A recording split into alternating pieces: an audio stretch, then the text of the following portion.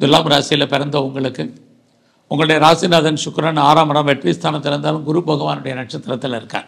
குரு 8ல் இருக்கார். 8 நாளே ஸ்ட்ரகிள்னு அர்த்தம், பிரச்சனைன்னு அர்த்தம், போராட்டம்னு அர்த்தம், மனக்குழப்பம்னு அர்த்தம்.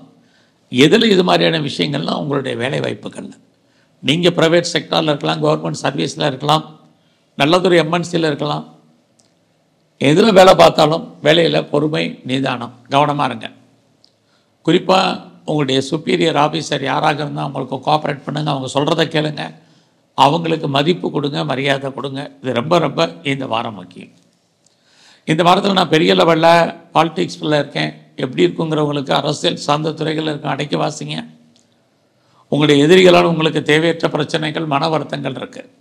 யாரெல்லாம் கலைத்துறையில் இருக்கீங்களோ புகழ், அந்தஸ்து கிடைக்கும், வருமானங்கள் சுமார்.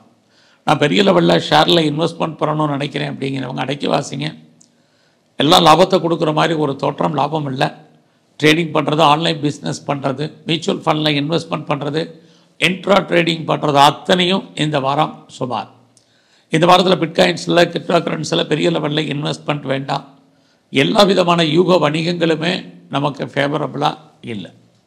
உழைச்சி சம்பாதிப்பதற்கான வாய்ப்பை உருவாக்குங்க.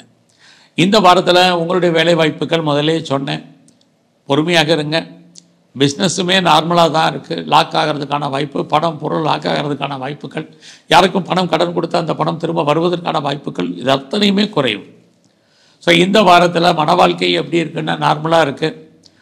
யாரெல்லாம் 2வது திருமணத்துக்கு ட்ரை பண்ணுறீங்களோ அதுலேயுமே நிறைய ஸ்ட்ரகிள் இருக்குது.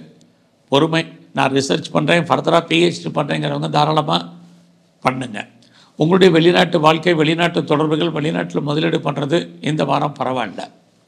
இந்த வாரம் உங்களுக்கு புதுசாக காதல் விஷயங்கள், உங்களுடைய பிரேக்கப்பான லவ் ஒன்று சேர்வதற்கான வாய்ப்புகள், உங்கள் காதலால் உங்களுக்கு மகிழ்ச்சி, சந்தோஷம், இது அத்தனையும் இந்த வாரம் இருக்குது. அது மட்டுமல்ல, இந்த வாரத்தில் உங்களை பொறுத்த வரைக்கும் நான் முதல்ல சொன்னேன், உடல் ஆரோக்கியத்தில் மிக கவனம். தேவையற்ற குழப்பங்களை அவாய்ட் பண்ணுங்கள். தைரியமாகவும் தன்னம்பிக்கையும் சில விஷயங்களை செய்யுங்க, சில விஷயங்களை அடைக்கி வாசிங்க. ஸோ இந்த வாரத்தில் விநாயகரையும் சிவ தரிசனமும் வழிபாடும் அர்ச்சனையும் ஆராதனையும் முக்கியம்.